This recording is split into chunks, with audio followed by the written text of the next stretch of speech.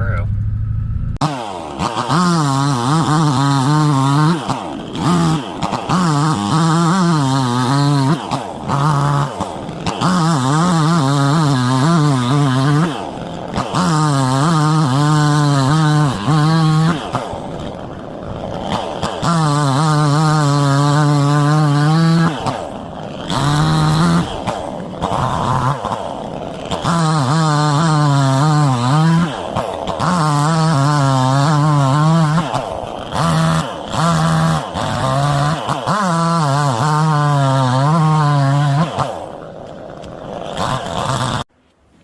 Okay, so for its first run on a 10-inch jack pine, I'd call that a win.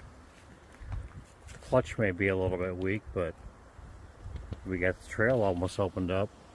Thanks for watching. Catch you on the next one.